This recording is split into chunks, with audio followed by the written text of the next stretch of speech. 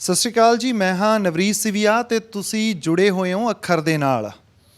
ਪੰਜਾਬ ਦੀ ਸਿਆਸਤ ਦੇ ਵਿੱਚ ਅਜਿਹਾ ਕੋਈ ਸਮਾਂ ਨਹੀਂ ਹੁੰਦਾ ਜਦੋਂ ਗਿੱਦੜਵਾਹਾ ਸੀਟ ਹੈ ਜਿਹੜੀ ਉਹ ਚਰਚਾ 'ਚ ਨਾ ਰਹੇ। ਕੱਲ੍ਹ ਅਸੀਂ ਗੱਲ ਕੀਤੀ ਸੀ ਰਾਜਾ ਵੜਿੰਗ ਦੇ ਨਾਲ ਤੇ ਅੱਜ ਅਸੀਂ ਗੱਲ ਕਰ ਰਹੇ ਹਾਂ ਡਿੰਪੀ ਢਿੱਲੋਂ ਦੇ ਨਾਲ।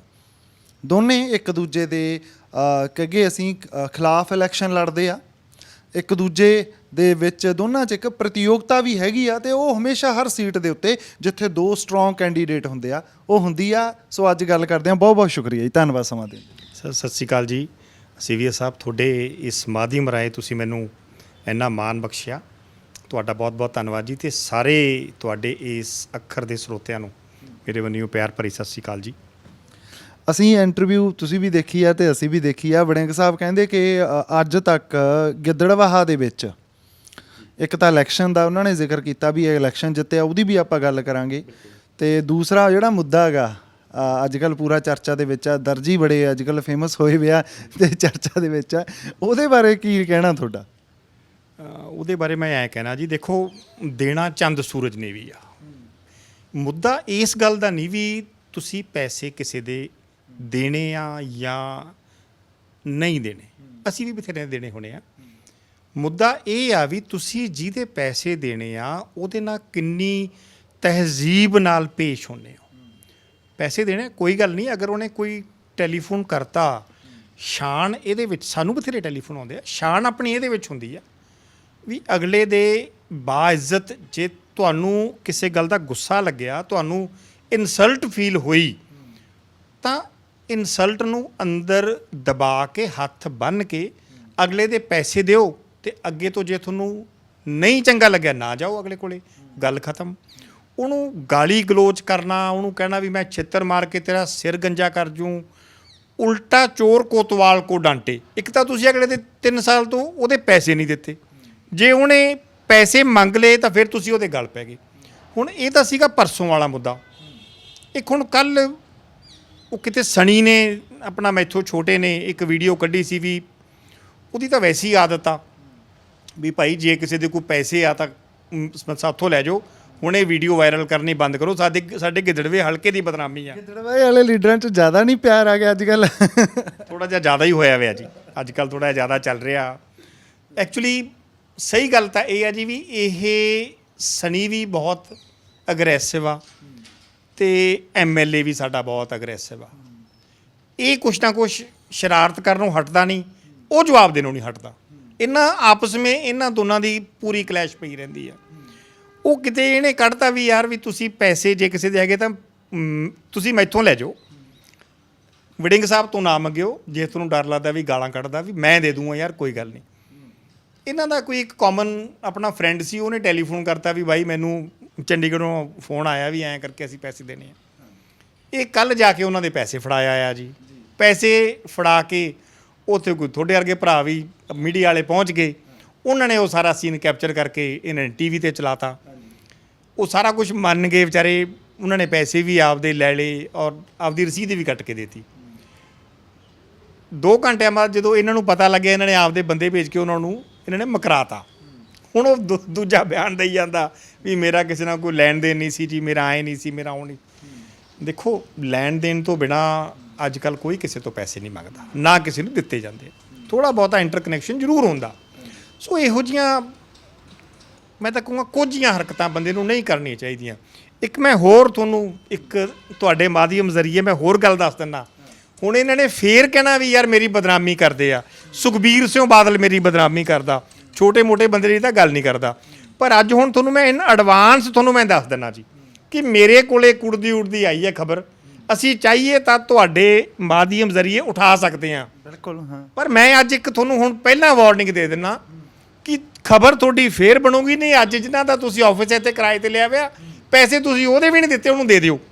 ਇਦੋਂ ਪਹਿਲਾਂ ਕਿ ਅਸੀਂ ਠਾਈਏ ਕੋਈ ਇਹ ਮੁੱਦਾ ਠਾਈਏ, ਮੇਰੇ ਕੋਲੇ ਉੜਦੀ ਜੀ ਆਈ ਹੈ ਖਬਰ ਵੀ ਯਾਰ ਬਾਈ ਸਾਡੇ ਵੀ ਆਫਿਸ ਰਾਈ ਨੂੰ ਬਹੁਤ ਚਿਰ ਹੋ ਗਿਆ, ਚੁਆਨੀ ਨਹੀਂ ਦਿੱਤੀ। ਅਤੇ ਮੈਂ ਤੁਹਾਨੂੰ ਹੁਣ ਹੱਥ ਬੰਨ੍ਹ ਕੇ ਬੇਨਤੀ ਕਰਦਾ MLA ਸਾਹਿਬ ਵੀ ਉਹਦੇ ਜ਼ਰੂਰ ਦੇ ਦਿਓ ਗਰੀਬ ਆਦਮੀ ਦੇ, ਜਿਹਨੂੰ ਤੁਸੀਂ 5-6 ਸਾਲ ਤੋਂ ਆਫਿਸ ਉਹਦਾ ਕਿਰਾਏ 'ਤੇ ਲਿਆ ਹੋਇਆ। ਇਲੈਕਸ਼ਨ ਕਿਉਂਕਿ ਤੁਹਾਡੇ ਹੁਣ ਹੁਣੀ ਹੋ ਕੇ ਹਟਿਆ, ਆਪਾਂ ਇਹਦੇ 'ਤੇ ਜਾਂਦੇ ਹਾਂ ਕਿਉਂਕਿ ਕਾਂਗਰਸ ਪਾਰਟੀ ਨੇ ਇਹ ਕਿਹਾ, ਦਾਅਵਾ ਕੀਤਾ ਉਹਨਾਂ ਵੱਲੋਂ ਕਿ ਇਹ 'ਚ ਕੋਈ ਧੱਕਾ ਨਹੀਂ ਹੋਇਆ ਕਿਸੇ ਦੇ ਨਾਲ, ਕੋਈ ਸਾਡੇ ਉਹਨਾਂ ਨੇ ਇਹ ਵੀ ਕਿਹਾ ਵੀ ਸ਼ਾਸਨ ਦੇ ਵਿੱਚ ਹੁਣ ਤੱਕ ਨਹੀਂ ਹੋਇਆ ਸੀ, ਲੋਕਾਂ ਨੇ ਮੋਹਰ ਲਾਤੀ ਆ ਉਹ 'ਤੇ। ਇਲੈਕਸ਼ਨ ਨੂੰ ਕਿਵੇਂ ਦੇਖ ਰਹੇ ਹੋ? ਪਹਿਲਾਂ ਤਾਂ ਆਪਾਂ ਗਿੱਦੜਬਾਹ ਦੀ ਗੱਲ ਕਰਕੇ ਫਿਰ ਪੰਜਾਬ ਦੀ ਵੀ ਅੱਗੇ ਗੱਲ ਕਰ ਲਾਂਗੇ, ਕਿਉਂਕਿ ਬੀਜੇਪੀ ਤੋਂ ਅੱਡ ਹੋ ਕੇ ਵੀ ਅਕਾਲੀ ਦਲ ਦੂਜੇ ਨੰਬਰ ਤੇ ਰਹਿ ਜਾਂਦਾ, ਪਰ ਪਹਿਲਾਂ ਗਿੱਦੜਬਾਹਾ ਦੇ ਇਲੈਕਸ਼ਨ ਨੂੰ ਕਿਵੇਂ ਦੇ? ਐਕਚੁਅਲ ਦੇ ਵਿੱਚ ਸਹੀ ਇਹ ਸਥਿਤੀ ਸੀ ਕਿ ਸਾਡੀ ਬੜੀ ਮਜ਼ਬੂਤ ਪੋਜੀਸ਼ਨ ਸੀ, ਔਰ ਜਿਹੜੇ ਆ ਮੇਰੇ ਕੋਲੇ ਪਿਆ ਜੀ ਐਮਸੀ ਵੋਟਾਂ ਵਾਲੇ, ਜਿਹੜੇ ਸਾਡੇ 5 ਕੈਂਡੀਡੇਟ ਇਹਨਾਂ ਨੇ ਰਿਜੈਕਟ ਕਰਤੇ ਸੀ, ਜੇ ਕੁਝ ਹੋਇਆ ਹੀ, ਜੇ ਇਹ ਇੰਨੇ ਸਟਰੋਂਗ ਸੀ, ਲੋਕਾਂ ਨੇ ਮੋਹਰ ਲਾਉਣੀ ਸੀ, ਤਾਂ ਫਿਰ ਕੀ ਲੋੜ ਪਈ ਸੀ ਰਿਜੈਕਟ ਕਰਨ ਦੀ? ਲੋਕਾਂ 'ਚ ਆਪਾਂ ਕੈਂਡੀਡੇਟਸ ਨੂੰ ਆਪਾਂ ਖੁੱਲ੍ਹੇ ਛੱਡ ਦਿੰਦੇ, ਲੋਕਾਂ ਨੇ ਆਪੇ ਹੀ ਫਤਵਾ ਦੇ ਦੇਣਾ ਸੀ। 19 ਚੋਂ ਤੁਸੀਂ 5 ਤਾਂ ਸਾਡੇ ਰਿਜੈਕਟ ਕਰਤੇ ਤੇ ਆਪਦੇ ਉੱਥੇ ਸਾਰੇ ਸਿਲੈਕਟ ਕਰਤੇ, ਮਤਲਬ ਕਿ ਹੋਰ ਕੋਈ ਕੈਂਡੀਡੇਟ ਨਹੀਂ ਛੱਡਿਆ, ਕਲੀਅਰ ਕੱਟ ਉਹਨਾਂ ਨੂੰ ਜੇਤੂ ਕਰਾਰ ਦੇਤਾ ਆਪਦੇ ਪੰਜਾਂ ਨੂੰ ਹੀ। ਉੱਥੇ ਇਲੈਕਸ਼ਨ ਹੀ ਨਹੀਂ ਹੋਈ ਵੀ ਤੁਸੀਂ ਤਾਂ ਸਿਰਫ 6 ਜਿੱਤਨੇ ਆ, 6 ਵੀ ਨਹੀਂ, ਤੁਸੀਂ ਤਾਂ 5 ਹੀ ਜਿੱਤਨੇ, ਕਿਉਂਕਿ ਇੱਕ ਐਮਐਲਏ ਦੀ ਵੋਟ ਹੈਗੀ। ਸਾਡੇ ਵਾਸਤੇ ਤੁਸੀਂ 14 ਕੈਂਡੀਡੇਟਾਂ ਚੋਂ 11 ਬੰਨ੍ਹਤੇ ਵੀ ਤੁਸੀਂ 11 ਜਿੱਤਨੇ ਆ, ਅਪੌਨ ਦੈਟ ਚਲੋ ਇਹ ਵੀ ਹੋ ਗਿਆ। ਅਸੀਂ ਫਿਰ ਵੀ ਲੜਨ ਨੂੰ ਤਿਆਰ ਹੋ ਗਏ ਸੀ ਵੀ ਕੋਈ ਗੱਲ ਨਹੀਂ ਯਾਰ, ਚਲ 14 ਹੀ ਸਹੀ, 14 'ਚ ਵੀ ਇਹਨੂੰ ਜਿੱਤ ਕੇ ਵਿਖਾਵਾਂਗੇ। ਫਿਰ ਇਹਨਾਂ ਨੇ ਕੀ ਕੀਤਾ, ਸਾਡੇ 11 ਨੰਬਰ ਦੇ ਉਮੀਦਵਾਰ ਆ ਆਪਣਾ ਬਲਰਾਜ ਸਿੰਘ ਮਾਨ ਜੀ, ਉਹਨਾਂ ਦਾ ਜੀ ਉਹਨੂੰ ਆਈ ਧਮਕੀ ਵੀ ਤੂੰ ਆਪਦੇ ਕਾਗਜ਼ ਨਹੀਂ ਭਰਨੇ। ਉਹ ਕਹਿੰਦਾ ਜੀ ਮੈਂ ਤਾਂ ਭਰੂੰਗਾ। ਉਹਦਾ ਪਾਣੀ ਦੀ ਵਾਰੀ ਦੇ ਵਿੱਚੋਂ ਜਿਹੜੀਆਂ ਪਾਈਪਾਂ ਚੱਲਦੀਆਂ ਉਹਦਾ ਨਾਂ ਕੱਢ ਕੇ ਬਾਹਰ ਮਾਰਿਆ, 25 ਕਿੱਲੇ ਪਾਣੀ ਉਹਦੇ ਪਾਣੀ ਤੋਂ ਵਾਂਝੇ ਕਰਤੇ ਪਾਈਪਾਂ 'ਚੋਂ ਨਾ। ਹਾਲਾਂਕਿ ਉਹ ਖੁਦ ਬੰਦਾ ਪ੍ਰਧਾਨ ਸੀ, ਉਹਦੇ ਕਾਗਜ਼ ਇੰਨਾ ਡਰ ਗਈ ਉਹਦੇ ਤੋਂ, ਧੱਕੇ ਨਾਲ ਇਹਨਾਂ ਨੇ ਵਾਪਸ ਕਰਵਾਤੇ। ਉਹ ਕਿਤੇ ਗਿਆ ਨਹੀਂ, ਉਹਦੀ ਵਾਈਫ ਨਹੀਂ ਗਈ, ਕਿਤੇ ਸਾਈਨ ਨਹੀਂ ਕੀਤੇ, ਕਹਿੰਦੇ ਜੀ ਇਹਨੇ ਵਾਪਸ ਲੈ ਲਏ। ਚਲੋ ਮੰਨ ਲਿਆ। ਵਾਰਡ ਨੰਬਰ 4 ਦੇ ਵਿੱਚ ਸਾਡਾ ਇੱਕ ਵਰਕਰ ਸਾਹਿਬਾਨ ਸੀ ਆਪਣਾ ਮਿੰਟੂ ਵਾਲੀਆ, ਉਹਦੀ ਵੀਡੀਓ ਵੀ ਹੈਗੀ ਸਾਡੇ ਕੋਲੇ, ਪਰ ਮੈਂ ਕਿਹਾ ਚਲੋ ਕਾਹਨੂੰ ਜਨਤਕ ਕਰਨੀ ਆ। ਉਹਦੀ ਦੁਕਾਨ ਤੇ ਡੀਐਸਪੀ ਸਾਹਿਬ ਜਾ ਕੇ ਉਹਨੂੰ ਉੱਥੋਂ ਦੁਕਾਨ ਤੋਂ ਭਜਾਇਆ ਜੀ। ਉਹ ਵਿਚਾਰਾ ਹਫਤਾ ਵੜਿਆ ਹੀ ਨਹੀਂ। ਅਗਲੀਆਂ ਗੱਲਾਂ ਸਾਰੇ ਜਿੰਨੇ ਵੀ ਕੈਂਡੀਡੇਟ ਸੀ, ਕਿਸੇ ਨੂੰ ਕੋਈ ਧਮਕੀ, ਕਿਸੇ ਦੇ ਕੋਈ ਇੰਸਪੈਕਟਰ, ਕਿਸੇ ਦੇ ਆ ਇੱਕ ਡੀਐਫਐਸਸੀ ਆ ਦੀਵਾਨ ਚੰਦ ਸ਼ਰਮਾ, ਇਹ ਧਮਕੀਆਂ ਦੇਈ ਜਾਵੇ ਵੀ ਮੈਂ ਜੀ ਤੁਹਾਡੇ ਸ਼ੈਲਰ ਬੰਦ ਕਰ ਦੂੰਗਾ ਜੇ ਤੁਸੀਂ ਨਾ ਆਪਦੇ ਵਾਪਸ ਲਏ, ਕਿਸੇ ਨੂੰ ਕੁਛ, ਕਿਸੇ ਨੂੰ। ਮਤਲਬ ਕਿ ਅਖੀਰ ਨੂੰ ਗੱਲ ਇਹ ਮੁੱਕ ਗਈ ਵੀ ਸਾਰੇ ਜਣੇ ਸਾਡੇ ਕੋਲੇ ਇਕੱਠੇ ਹੋ ਕੇ ਆਏ, ਬਾਈ ਜੀ ਇਹੋ ਜਿਹੇ ਹਾਲਾਤਾਂ ਦੇ ਇਲੈਕਸ਼ਨ ਕਿਵੇਂ ਲੜਾਂਗੇ? ਕਿਸੇ ਦੇ ਘਰੇ ਆਪ ਵੜ ਜਾਂਦਾ ਸੀ, ਉਹਨਾਂ ਨੂੰ ਧਮਕੀਆਂ ਵੀ ਤੁਸੀਂ ਰਹਿਣਾ ਕਿ ਨਹੀਂ ਰਹਿਣਾ ਇੱਥੇ, ਮੈਂ ਸਣ ਬੱਚੇ ਕਹਾਣੀ ਪੀੜ ਦੂੰ, ਇਹੋ ਜਿਹੀਆਂ ਹਰਕਤਾਂ ਕਰਕੇ ਤੇ ਫਿਰ ਕਹਿਣਾ ਜੀ ਮੈਂ ਇਮਾਨਦਾਰੀ ਨਾਲ ਇਲੈਕਸ਼ਨ ਲੜਿਆ। ਤੇ ਬੰਦਾ ਕੱਲਾ ਭੱਜ ਕੇ ਵੀ ਇੱਕ ਸੀਟ ਹਾਰ ਜੇ, ਮੈਂ ਕਹਿੰਦਾ ਇਦੋਂ ਸ਼ਰਮ ਵਾਲੀ ਗੱਲ ਕੋਈ ਨਹੀਂ। ਕੱਲਾ ਹੀ ਭੱਜਿਆ ਸੀ ਨਾ ਜੀ, 19 ਸੀਟਾਂ ਤੇ ਇਕੱਲੇ ਭੱਜੇ ਸੀ, ਜਿਨ੍ਹਾਂ ਚੋਂ 5 ਪਹਿਲਾਂ ਜਿੱਤ ਲਿਆ ਸੀ, ਤੇ 14 ਸੀਟਾਂ ਚੋਂ ਵੀ ਇੱਕ ਸੀਟ ਨਹੀਂ ਆਈ ਇਹਨਾਂ ਕੋਲੇ। ਸਾਰੇ ਬੂਥਾਂ ਤੇ ਟੋਟਲੀ ਅਸੀਂ ਤਾਂ ਕੁਝ ਬੋਲੇ ਨਹੀਂ, ਕਿਉਂਕਿ ਅਸੀਂ ਤਾਂ ਦੌੜ 'ਚ ਹੀ ਨਹੀਂ ਸੀ। ਆਮ ਆਦਮੀ ਵਾਲੇ ਵਿਚਾਰੇ ਪਿੱਟੀ ਗਏ ਆ, ਆਜ਼ਾਦ ਪਿੱਟੀ ਗਏ ਆ ਵੀ ਸਾਨੂੰ ਬਾਹੋਂ ਫੜ ਕੇ ਬਾਹਰ ਕੱਢਤਾ ਇਹਨਾਂ ਨੇ, ਤੇ ਆਪਦੀ ਮਰਜ਼ੀ ਨਾਲ ਵੋਟਾਂ ਪਾਈਆਂ। ਅੱਜ ਤੱਕ ਦੀ ਹਿਸਟਰੀ ਦੇ ਵਿੱਚ ਕਦੇ ਕਾਂਗਰਸ ਦੀ ਕਮੇਟੀ ਬਣੀ ਨਹੀਂ ਸਾਡੇ ਗਿੱਦੜਵੇ, ਘੱਟੋ ਘੱਟ 40 ਸਾਲ ਹੋ ਗਏ ਹੋਣੇ, 30-40 ਸਾਲ ਮੇਰੇ ਹਿਸਾਬ ਨਾਲ ਕਦੇ ਕਮੇਟੀ ਨਹੀਂ ਬਣੀ। ਅੱਜ ਐਕਤੀ ਪਹਿਲੀ ਵਾਰੀ ਬਣਾਈ ਹੈ ਇਹਨਾਂ ਨੇ, ਉਹ ਵੀ ਸਾਰਿਆਂ ਨੂੰ ਭਜਾ ਕੇ। ਐਂ ਤਾਂ ਕੋਈ ਬਣਾ ਲੇ, ਔਰ ਇਹਦਾ ਖਮਿਆਜ਼ਾ ਐਮਐਲਏ ਸਾਹਿਬ ਨੂੰ ਮੈਂ ਤੁਹਾਨੂੰ ਅੱਜ ਲਿਖ ਕੇ ਦੇ ਦਿੰਦਾ। 2022 'ਚ ਇਹਨਾਂ ਨੂੰ ਸਾਰਾ ਸਾਹਮਣੇ ਆ ਜਾਓ ਵੀ ਕਿਵੇਂ ਕਮੇਟੀ ਬਣਾਈ ਆ, ਕੀ ਹੋਇਆ, ਇਹਨਾਂ ਦੇ ਸਾਹਮਣੇ ਆਊਗਾ ਸਾਰਾ ਕੁਝ। ਸਾਨੂੰ ਬੋਲਣ ਦੀ ਲੋੜ, ਅਸੀਂ ਤਾਂ ਆਰਾਮ ਨਾਲ ਬਹਿ ਗਏ ਵੀ ਕਿਸੇ ਬੰਦੇ ਦਾ ਕੋਈ ਨੁਕਸਾਨ ਕਰੂਗਾ ਜੀ, ਕਿਸੇ ਦੇ ਬੱਚੇ ਦਾ ਕਰ ਦੂਗਾ, ਕਿਸੇ ਬੰਦੇ ਦੇ ਕਾਰੋਬਾਰ ਦਾ ਕਰ ਦੂਗਾ। ਉਹ ਜੇ ਸਾਡੇ ਤੇ ਹੁੰਦਾ ਨਾ, ਅਸੀਂ ਨਹੀਂ ਡਰਦੇ। ਅਸੀਂ ਤਾਂ ਤੁਸੀਂ ਹੁਣ ਵੀ ਦੇਖਿਆ ਸ਼ਰੇਆਮ ਬੇਬਾਕ ਬੋਲਦੇ ਆ, ਸਾਨੂੰ ਕੋਈ ਡਰ ਨਹੀਂ ਕਿਸੇ ਦਾ, ਸਿਰਫ ਉਸ ਅਕਾਲ ਪੁਰਖ ਤੋਂ ਡਰਦੇ ਆ। ਬਟ ਜੇ ਕਿਸੇ ਦਾ ਹੋਰ ਹੋ ਜਾਏ ਨਾ ਨੁਕਸਾਨ ਜੀ, ਉਹਦਾ ਜਵਾਬ ਦੇ ਅਸੀਂ ਕੀ ਜਵਾਬ ਦਿੰਦੇ? ਜੇ ਕਿਸੇ ਦੇ ਕੋਈ ਬੱਚੇ ਦਾ ਨੁਕਸਾਨ ਹੋ ਜਾਂਦਾ, ਕਿਸੇ ਤੇ ਪਰਚਾ ਦਰਜ ਹੋ ਜਾਂਦਾ ਸਾਡੇ ਕਰਕੇ, ਜਿਹੜੇ ਅਸੀਂ ਕੈਂਡੀਡੇਟ ਖੜੇ ਕੀਤੇ ਆ, ਇਸ ਕਰਕੇ ਫਿਰ ਸਾਰੀਆਂ ਗੱਲਾਂ ਨੂੰ ਮੰਦੇ ਨਜ਼ਰ ਰੱਖਦੇ ਹੋਏ ਬੈਕਆਊਟ ਕਰਨ ਦੇ ਵਿੱਚ ਹੀ ਅਸੀਂ ਠੀਕ ਸਮਝਿਆ। ਫਿਰ ਅਸੀਂ ਮੈਂ ਥੋੜਾ ਇਲੈਕਸ਼ਨ ਤੇ ਹਨਾ, ਹੁਣ ਇਸੇ ਗੱਲ ਤੇ ਹੀ ਆਉਣਾ। ਅਬ ਭਾਜਪਾ ਅੱਡ ਹੋ ਜਾਂਦੀ ਹੈ, ਆਪਾਂ ਬਹਿ ਕੇ ਇਸ ਮੁੱਦੇ ਤੇ ਵੀ ਆਵਾਂਗੇ, ਮੈਨੂੰ ਪਤਾ ਹੈ ਥੋੜਾ ਹੈ ਨਾ। ਹਾਂ, ਭਾਜਪਾ ਅਲੱਗ ਹੋ ਜਾਂਦੀ ਹੈ, ਉਹਦੇ ਅਕਾਲੀ ਦਲ ਅਸਤੀਫਾ ਦੇਣ ਤੋਂ ਬਾਅਦ ਹਨਾ ਇਲੈਕਸ਼ਨ ਦੇ ਵਿੱਚ ਜਾਂਦਾ ਹੈਗਾ। ਤੁਸੀਂ ਕਹਿ ਰਹੇ ਹੋ ਧੱਕਾ ਹੋਇਆ, ਚਲੋ ਆਪਾਂ ਇੱਕ ਸਥਿਤੀ ਨੂੰ ਇਹਨੂੰ ਵੀ ਮੰਨ ਲੈਂਦੇ ਹਾਂ। ਫਿਰ ਵੀ ਆਮ ਆਦਮੀ ਪਾਰਟੀ ਤੇ ਭਾਜਪਾ ਦੇ ਨਾਲੋਂ ਅਕਾਲੀ ਦਲ ਦਾ ਅੱਗੇ ਆਉਣਾ, ਕੀ ਤੁਹਾਨੂੰ ਲੱਗਦਾ ਵੀ ਇੰਨਾ ਕੁ ਰੀਗੇਨ ਤੁਸੀਂ ਕਰ ਲਿਆ ਦੁਬਾਰੇ ਵੀ 22 ਨੂੰ ਕਰੋਗੇ ਕਲੇਮ? ਮੈਨੂੰ ਨਾ ਜੀ ਇੱਕ ਗੱਲ ਬੜੇ ਮਾਣ ਨਾਲ ਇਹ ਗੱਲ ਮੈਂ ਕਹਿਣਾ ਕਿ ਜਿੰਨੇ ਅਕਾਲੀ ਦਲ ਕੋਲੇ ਵਰਕਰ ਸਹਿਬਾਨ ਗਰਾਊਂਡ ਲੈਵਲ ਦੀ ਜੋ ਸਾਡੀ ਸਟਰੈਂਥ ਆ ਕਿਸੇ ਪਾਰਟੀ ਕੋਲੇ ਨਹੀਂ।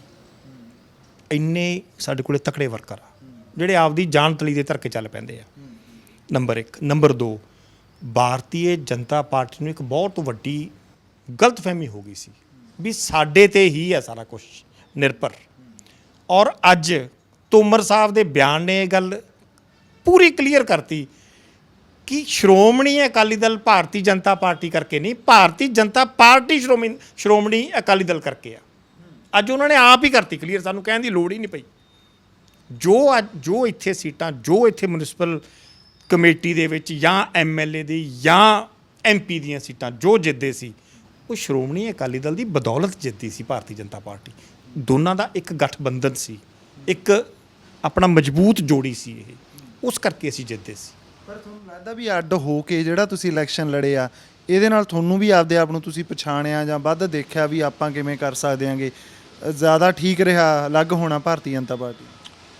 ਨਹੀਂ, ਦੇਖੋ ਦੋ ਭਰਾ ਅੱਡ ਹੁੰਦੇ ਆ ਜੀ, ਨੁਕਸਾਨ ਤਾਂ ਉਹਦਾ ਹੁੰਦਾ ਹੀ ਆ, ਇਹਦੇ 'ਚ ਕੋਈ ਦੋ ਰਾਏ ਨਹੀਂ, ਨੁਕਸਾਨ ਤਾਂ ਹੁੰਦਾ। ਬਟ ਸਾਨੂੰ ਇਸ ਗੱਲ ਦਾ ਪੂਰਾ ਪਤਾ ਸੀ ਕਿ ਅਸੀਂ ਉਹਨਾਂ ਕਰਕੇ ਨਹੀਂ, ਉਹ ਸਾਡੇ ਕਰਕੇ ਆ। ਔਰ ਉਹ ਅੱਜ ਉਹਨਾਂ ਨੂੰ ਰਿਜ਼ਲਟ ਦੇਤਾ, ਉਹਨਾਂ ਨੂੰ ਇਸ ਗੱਲ ਦਾ ਖਮਿਆਜ਼ਾ ਭੁਗਤਣਾ ਪਿਆ।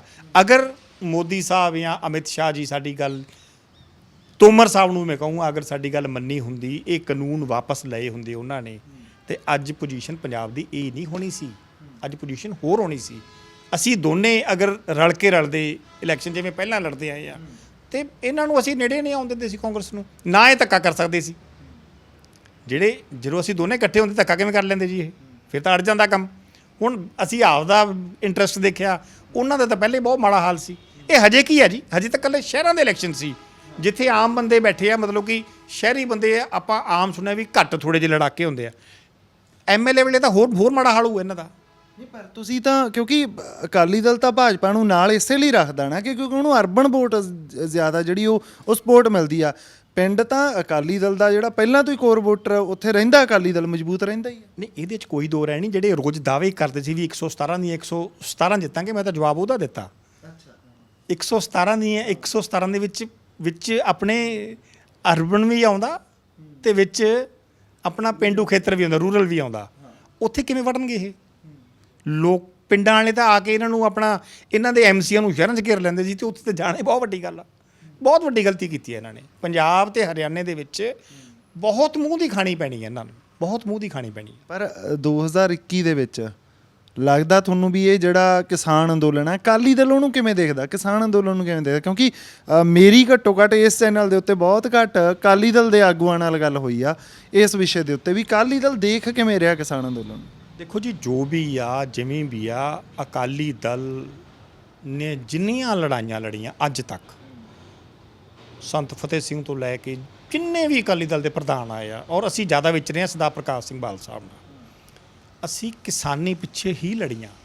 ਔਰ ਮੈਂ ਇਹ ਗੱਲ 100% ਦਾਅਵੇ ਨਾਲ ਇਹ ਗੱਲ ਕਹਿ ਦਿੰਦਾ ਵੀ ਜੋ ਸਰਦਾਰ ਬਾਦਲ ਨੇ ਜ਼ਿਮੀਂਦਾਰਾਂ ਪਿੱਛੇ ਕੀਤਾ, ਕਿਸਾਨਾਂ ਪਿੱਛੇ ਕੀਤਾ, ਅੱਜ ਤੱਕ ਦੀ ਹਿਸਟਰੀ ਦੇ ਵਿੱਚ ਮੈਨੂੰ ਇਹ ਦਿਖਾ ਦਿਓ ਵੀ ਕਿਸੇ ਮੁੱਖ ਮੰਤਰੀ ਨੇ, ਕਿਸੇ ਲੀਡਰ ਨੇ, ਸੈਂਟਰ ਦੇ ਨੇ ਜਾਂ ਕਿਸੇ ਹੋਰ ਸਟੇਟ ਦੇ CM ਨੇ ਕਿਸਾਨੀ ਵਾਸਤੇ ਇੰਨਾ ਕੁਛ ਕੀਤਾ ਹੋਵੇ।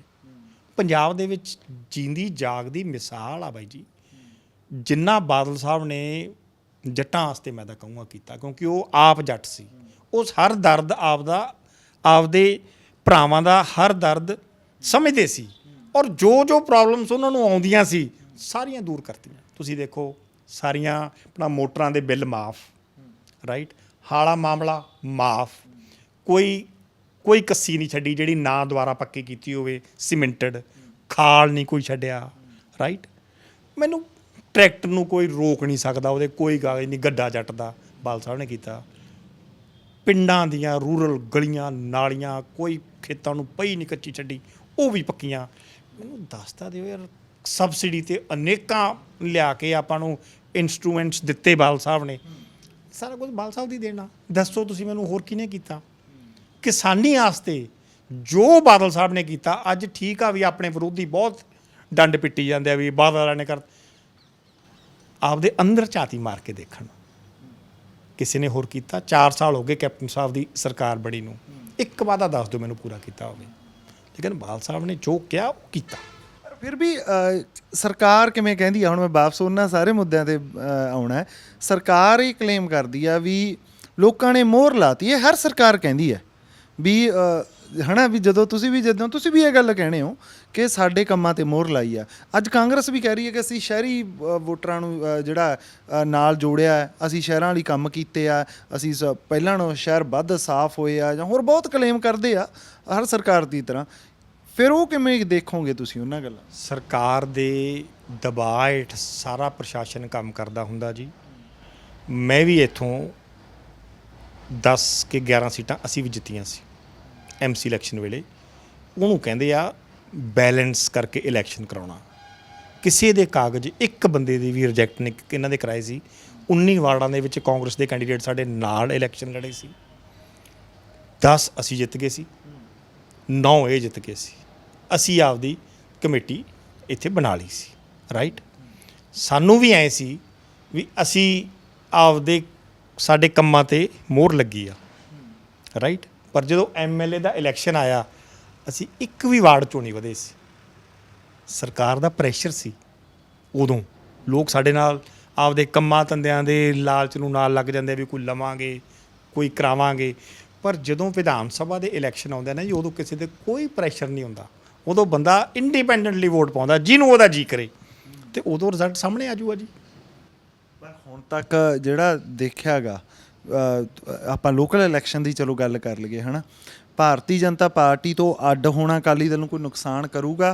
ਕਿਉਂਕਿ ਤੁਹਾਡੀ ਇਸ ਸਮੇਂ ਜਿਹੜੀ ਜਦੋਂ ਵੀ ਅਕਾਲੀ ਦਲ ਦੀ ਗੱਲ ਕਰਦੇ ਆ ਨਾ, ਉਹ ਕਾਂਗਰਸ ਨਾਲੋਂ ਵੱਧ ਇਸ ਸਮੇਂ ਭਾਰਤੀ ਜਨਤਾ ਪਾਰਟੀ ਨਾਲ ਜੁੜਦੀ ਆ। ਕਿਉਂਕਿ ਤੁਸੀਂ ਬਹੁਤ ਲੰਬਾ ਸਮਾਂ ਇਕੱਠੇ ਰਹੇ ਹੋ, ਤੁਸੀਂ ਪਹਿਲੀ ਉਹ ਪਾਰਟੀ ਸੀ ਜਿਹੜਿਆਂ ਨੇ ਉਸ ਵੇਲੇ ਸਾਥ ਦਿੱਤਾ ਇਹਨਾਂ ਦਾ, ਜਦੋਂ ਕੋਈ ਵੀ ਇੰਡੀਆ 'ਚ ਸਾਥ ਦੇਣ ਨੂੰ ਤਿਆਰ ਨਹੀਂ ਸੀ। ਤੁਹਾਨੂੰ ਇੱਕ ਗੱਲ ਮੈਂ ਹੋਰ ਦੱਸਦਾ ਜੀ, ਪਤਾ ਨਹੀਂ ਤੁਹਾਡੇ ਕੋਲੇ ਕਿਸੇ ਨੇ ਗੱਲ ਕੀਤੀ ਹੈ ਕਿ ਨਹੀਂ ਕੀਤੀ। ਸ਼੍ਰੀ ਨਰਿੰਦਰ ਮੋਦੀ ਜੀ ਦਾ ਨਾਂ ਪ੍ਰਪੋਜ਼ ਕਰਨ ਵਾਲੇ ਐਜ਼ ਪ੍ਰਾਈਮ ਮਿਨਿਸਟਰ ਸਰਦਾਰ ਪ੍ਰਕਾਸ਼ ਸਿੰਘ ਬਾਦਲ ਸਾਹਿਬ ਸੀ।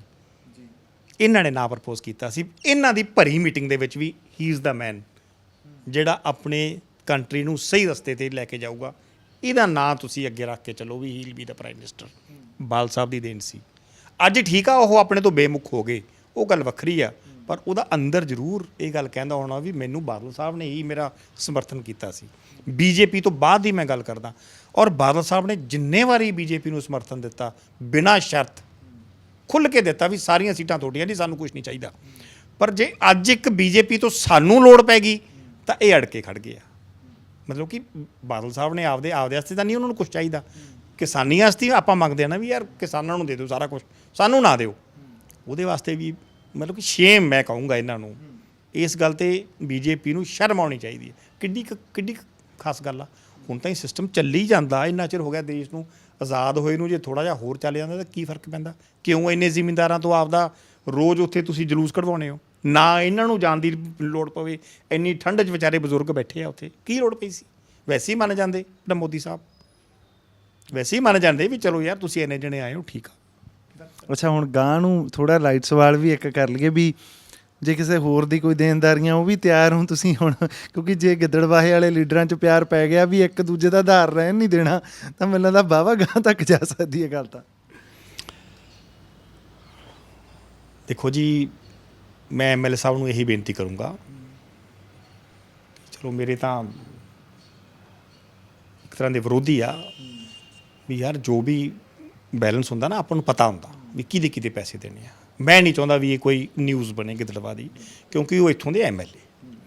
ਔਰ ਮੇਰੀ ਇਹ ਬੇਨਤੀ ਆ, ਉਹਨਾਂ ਦੇ ਫੈਮਿਲੀ ਮੈਂਬਰਸ ਨੂੰ ਵੀ ਮੇਰੀ ਇਹੀ ਬੇਨਤੀ ਆ, ਬਜਾਏ ਕਿ ਇਹ ਕੰਟਰੋਵਰਸੀ ਹੋਰ ਵਧੇ, ਅਸੀਂ ਕੋਈ ਹੋਰ ਬਹੁਤ ਸਾਡੇ ਕੋਲੇ ਫੋਨ ਆ ਰਹੇ ਆ, ਅਤੇ ਮੈਂ ਉਹਨਾਂ ਨੂੰ ਇਹੀ ਬੇਨਤੀ ਕਰਦਾ ਵੀ ਜਾਂ ਤਾਂ ਤੁਸੀਂ ਦੇ ਦਿਓ, ਨਹੀਂ ਫਿਰ ਅਸੀਂ ਦੇਵਾਂਗੇ, ਕਿਉਂਕਿ ਅਸੀਂ ਵਾਅਦਾ ਕੀਤਾ, ਅਸੀਂ ਫਿਰ ਦੇਵਾਂਗੇ ਪੈਸੇ ਭਾਈ।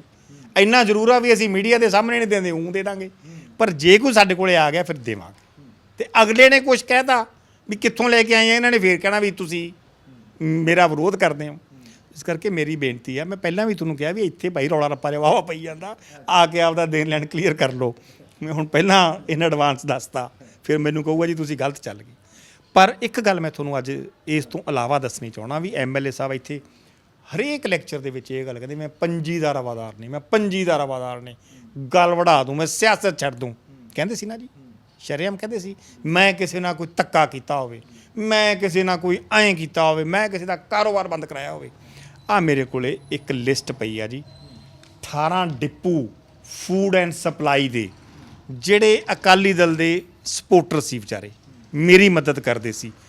ਇਸ ਸ਼ਰਤ ਤੇ ਉਹ ਡਿਪੂ ਸਸਪੈਂਡ ਕੀਤੇ ਹੋਏ ਆ ਵੀ ਜਾਂ ਤਾਂ ਕਾਂਗਰਸ ਦੇ ਵਿੱਚ ਜੁਆਇਨ ਕਰ ਜਾਓ, ਐਮਐਲਏ ਸਾਹਿਬ ਦੀ ਸ਼ਰਨ ਦੇ ਵਿੱਚ ਆ ਜਾਓ, ਨਹੀਂ ਇਹ ਡਿਪੂ ਚੱਲਦੀ ਨਹੀਂ। ਇੱਥੇ ਇੱਕ ਸਾਡਾ ਆਪਣਾ ਦੀਵਾਨ ਚੰਦ ਸ਼ਰਮਾ, ਇਹਨਾਂ ਨੇ ਡੀਐਫਐਸਸੀ ਲਾਇਆ ਹੋਇਆ, ਉਹ ਐਂ ਕੰਮ ਕਰ ਰਿਹਾ ਜਿਵੇਂ ਇਲੈਕਸ਼ਨ ਹੀ ਉਹਨੇ ਐਮਐਲਏ ਦਾ ਲੜਨਾ ਹੁੰਦਾ। ਪਰ ਹਰੇਕ ਬੰਦੇ ਨੂੰ ਤੰਗ ਪਰੇਸ਼ਾਨ, ਡਿਪੂਆਂ ਵਾਲੇ ਨੂੰ, ਸ਼ੈਲਰਾਂ ਵਾਲੇ ਨੂੰ। ਮੈਂ ਤਾਂ ਹੈਰਾਨ ਆ। ਇਹ ਕਹਿੰਦਾ ਵੀ ਮੈਂ ਕੋਈ ਧੱਕਾ ਨਹੀਂ ਕੀਤਾ, ਤੇ ਫਿਰ ਆਹ 18 ਡਿਪੂ ਅੱਜ ਜਿਉਂਦੇ ਜਾਗਦੇ ਆ। ਤੁਸੀਂ ਕਿਸੇ ਡੀਐਫਐਸਸੀ ਨੂੰ ਪੁੱਛ ਲਓ, ਕਿਸੇ ਇੰਸਪੈਕਟਰ ਨੂੰ ਪੁੱਛ ਲਓ, ਏਐਫਐਸਓ ਨੂੰ ਪੁੱਛੋ, ਤੁਹਾਨੂੰ ਕਹੂ ਹਾਂ ਜੀ 18 ਸਸਪੈਂਡ ਪਏ ਆ। ਵੀ ਇਹ ਅਕਾਲੀ ਦਲ ਦੇ ਹੀ ਮਤਲਬ ਕਿ ਇਕੱਲੇ ਮਾੜਾ ਕੰਮ ਕਰਦੇ ਆ, ਕਾਂਗਰਸ ਵਾਲੇ ਨਹੀਂ ਕਰਦੇ? ਇਹ ਪੁੱਛੂਗਾ। ਨੰਬਰ 2, ਇੱਕ ਇਹ ਹੋ ਗਿਆ ਜੀ। ਫਿਰ ਐਮਐਲਏ ਸਾਹਿਬ ਕਹਿੰਦੇ ਸੀ ਇੱਕ ਮੇਰਾ ਪੰਜੀ ਦਾ ਕਿਤੇ ਸਾਬਤ ਕਰ ਦਿਓ। ਮੈਂ ਇਹ ਜਿਹੜੇ ਟੇਲਰਾਂ ਦੇ ਪੈਸੇ ਦੇਣੇ, ਮੈਂ ਇਹ ਨਹੀਂ ਕਹੂੰਗਾ, ਕਿਉਂਕਿ ਇਹ ਤਾਂ ਚਲੋ ਆਧਾਰ ਸੁਧਾਰ ਆ, ਇਹ ਕੋਈ ਰਿਸ਼ਵਤ ਨਹੀਂ ਗੀ, ਮੈਂ ਇਸ ਗੱਲ ਨਾਲ ਸਹਿਮਤ ਨਹੀਂ। ਪਰ ਜਿਹੜਾ 1 ਕਰੋੜ 22 ਲੱਖ ਰੁਪਏ ਦਾ ਇਹਨਾਂ ਨੇ ਘਪਲਾ ਕੀਤਾ, ਇਹਨੇ ਤੇ ਇਹਦੇ ਸਾਲੇ ਨੇ ਆਪਣਾ ਮਿਲ ਕੇ ਉਜਾਗਰ ਹੋ ਗਿਆ। ਉਸ ਬੰਦੇ ਨੇ, ਕਰਨ ਕਟਾਰੀਆ ਨੇ, ਆਪਦੀ ਪੂਰੀ ਫੈਮਿਲੀ ਖਤਮ ਕਰਤੀ ਨਾ। 1 ਕਰੋੜ 22 ਲੱਖ ਦਾ ਕੋਈ ਵੀ ਬੰਦਾ ਲੱਖ ਝੂਠ ਮਾਰੀ ਜਾਵੇ, ਪਰ ਜਦੋਂ ਉਹਨੇ ਮਰਨਾ ਹੋਵੇ ਕਦੇ ਝੂਠ ਨਹੀਂ ਮਾਰਦਾ, ਕਿਉਂਕਿ ਉਹ ਇਸ ਦੁਨੀਆ ਨੂੰ ਉਹਨੇ ਛੱਡ ਕੇ ਜਾਣਾ ਹੁੰਦਾ। ਸਾਰੀ ਦੁਨੀਆ ਇਹ ਗੱਲ ਕਹਿੰਦੀ ਹੈ ਵੀ ਮਰਨ ਲੱਗਿਆ ਬੰਦਾ ਕਦੇ ਝੂਠ ਨਹੀਂ ਮਾਰਦਾ। ਮਰਨ ਲੱਗੇ ਨੇ ਨੋਟ ਲਿਖ ਕੇ ਆਪਦੇ ਛੋਟੇ ਛੋਟੇ ਬੱਚਿਆਂ ਨੂੰ ਮਾਰਨਾ ਗੋਲੀਆਂ ਨਾਲ, ਆਪਦੀ ਵਾਈਫ ਨੂੰ ਮਾਰਨਾ, ਫਿਰ ਆਪ ਮਰਨਾ, ਕੋਈ ਛੋਟੀ ਮੋਟੀ ਗੱਲ ਨਹੀਂ। ਆਪਾਂ ਇੱਕ ਝਰੀਟ ਨਹੀਂ ਜਰਦੇ ਬੱਚੇ ਦੀ, ਉਹਨੂੰ ਮਾਰ ਕੇ ਇਸ ਦੁਨੀਆ ਤੋਂ ਚਲੇ ਜਾਣਾ ਲਿਖ ਕੇ। ਔਰ ਸਭ ਤੋਂ ਦੁੱਖ ਦੀ ਗੱਲ ਇਹ ਆ, ਇੱਥੇ ਕੋਈ ਪੱਤਰਕਾਰ ਉਹਨਾਂ ਨੂੰ ਇਹ ਸਵਾਲ ਨਹੀਂ ਕਰਦਾ। ਰੋਜ਼ ਆ ਕੇ ਇੱਥੇ ਵੋਟਾਂ ਮੰਗਦਾ ਸੀ, ਕਿਸੇ ਨੇ ਇਹ ਕੁਐਸਚਨ ਨਹੀਂ ਕੀਤਾ ਵੀ ਸਾਨੂੰ ਫਰੀਦਕੋਟ ਵਾਲੀ ਗੱਲ ਦੱਸੋ ਜੀ, ਉਹ ਕੀ ਵਾਪਰਿਆ ਭਾਣਾ। ਇਹਦਾ ਨਾਂ ਆਪਦੇ ਜ਼ੋਰ ਨਾਲ ਇਹਨੇ ਕਢਾ ਲਿਆ ਤੇ ਆਪਦੇ ਸਾਲੇ ਦਾ ਵਿੱਚ ਪਵਾਤਾ, ਔਰ ਉਹਦੀ ਇਨਕੁਆਇਰੀ ਲਾਤੀ। ਹੁਣ ਸੁਸਾਈਡ ਨੋਟ ਤਾਂ ਸੁਸਾਈਡ ਨੋਟ ਹੀ ਆ, ਉਹ ਬਿਆਨ ਤਾਂ ਬਦਲ ਨੂੰ ਰਿਹਾ ਵੀ ਅੱਜ ਮੈਂ ਹੋਰ ਦੇ ਤਾਂ ਕੱਲ੍ਹ ਨੂੰ ਮੈਂ ਹੋਰ ਦੇ ਦੂੰ, ਜਿਵੇਂ ਇਹਨੇ ਚੰਡੀਗੜ੍ਹ ਵਾਲੇ ਤੋਂ ਬਦਲਵਾ ਲਿਆ ਦਬਾਅ ਪਾ ਕੇ। ਹੁਣ ਉਹ ਸੁਸਾਈਡ ਨੋਟ ਤਾਂ ਬਦਲ ਨਹੀਂ ਸਕਦਾ ਜਿਹੜਾ ਵਾਇਰਲ ਹੋ ਚੁੱਕਿਆ ਆਲਰੇਡੀ ਸਾਰੇ ਪਾਸੇ। ਸੋ ਇਹ ਸਨ ਡਿੰਪੀ ਢਿੱਲੋਂ। ਸਿਆਸਤ ਦੇ ਵਿੱਚ ਮੈਨੂੰ ਵੀ ਪਤਾ, ਤੁਹਾਨੂੰ ਵੀ ਸ਼ਾਇਦ ਅਗਰੈਸਿਵ ਬੰਦਿਆਂ ਦੀਆਂ ਇੰਟਰਵਿਊਜ਼ ਜ਼ਿਆਦਾ ਪਸੰਦ ਆਉਂਦੀਆਂ, ਪਰ ਬਹੁਤ ਘੱਟ ਜਿਹੜੇ ਲੋਕ ਆ ਜਿਹੜੇ ਟਿਕਾ ਕੇ ਗੱਲ ਕਰਦੇ ਆ, ਉਹਨਾਂ ਨੂੰ ਵੀ ਜ਼ਰੂਰ ਸੁਣਿਆ ਕਰੋ। ਮੈਨੂੰ ਪਤਾ ਜਿਹੜੇ ਇਹਨਾਂ ਨੇ ਗੱਲਾਂ ਕੀਤੀਆਂ ਉਹ ਇਹਨਾਂ ਦਾ ਪੱਖ ਆ, ਤੇ ਹੋਰ ਜਿਹਨੂੰ ਵੀ ਲੱਗਦਾ ਕਿ ਇਸ ਮੁੱਦੇ ਦੇ ਜਾਂ ਕਿਸੇ ਵੀ ਮੁੱਦੇ ਦੇ ਉੱਤੇ ਉਹਨਾਂ ਦਾ ਪੱਖ ਜਾਣਨਾ ਜ਼ਰੂਰੀ ਆ, ਅਸੀਂ ਜ਼ਰੂਰ ਸਾਹਮਣੇ ਲੈ ਕੇ ਆਵਾਂਗੇ। ਤੁਹਾਡਾ ਬਹੁਤ ਬਹੁਤ ਸ਼ੁਕਰੀਆ, ਧੰਨਵਾਦ।